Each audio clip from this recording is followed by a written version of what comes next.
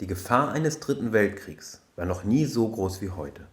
Statt in einer globalen Anstrengung die Pandemie zu bekämpfen, rüsten die Großmächte für Krieg. Nun versuchen die USA und die NATO unter dem konstruierten Vorwand eines drohenden Überfalls auf die Ukraine einen Krieg gegen die Nuklearmacht Russland anzuzetteln. Die Sozialistische Gleichheitspartei verurteilt diese imperialistische Aggression, die einen vernichtenden dritten Weltkrieg heraufbeschwört, aufs Schärfste.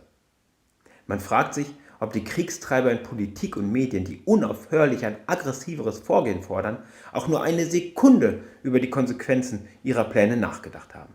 Doch hinter der Kriegspolitik stehen ganz handfeste Interessen. Die USA und ihre NATO-Verbündeten haben Russland seit dem Ende der Sowjetunion systematisch eingekreist, um das rohstoffreiche und geostrategisch zentrale Land zu unterwerfen. Die Kontrolle Russlands gilt ihnen als Vorbedingung für einen Krieg gegen China. Auch die deutschen Eliten setzen wieder auf Krieg, um ihre geostrategischen und wirtschaftlichen Interessen durchzusetzen. Als hätte es die Verbrechen in 2 Weltkriegen nie gegeben, mobilisieren sie die Bundeswehr gegen Russland und arbeiten in der Ukraine mit faschistischen Kräften zusammen. Das Putin-Regime, das im Namen einer korrupten kapitalistischen Oligarchie regiert, hat keine praktikable, geschweige denn progressive Antwort auf diese Bedrohung. Die einzige Aussicht, die Putin mit seinem nuklearen Säbelrassen eröffnet, ist die eines globalen Armageddon.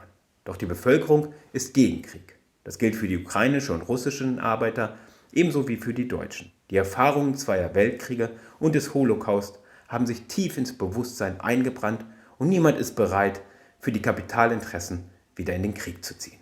Doch diese Opposition findet im offiziellen Establishment keinerlei Ausdruck, weil die Grünen, die Linkspartei und ihre pseudolinken Satelliten, die früher noch die Friedensbewegung bildeten, zu den heftigsten Kriegstreibern geworden sind. Sie verteidigen den Kapitalismus und die privilegierte Stellung ihrer wohlhabenden Klientel. Und das beweist, ein Kampf gegen Krieg erfordert einen Kampf gegen seine Wurzeln, den Kapitalismus. Die einzige Möglichkeit, die Katastrophe zu stoppen, ist eine unabhängige Bewegung der internationalen Arbeiterklasse gegen Krieg, die der kapitalistischen Barbarei eine sozialistische Perspektive entgegensetzt. Dafür kämpfen die SGP und ihre Schwesterparteien der 4. Internationale auf der ganzen Welt. Registriert euch jetzt als aktive Unterstützer, um euch daran zu beteiligen.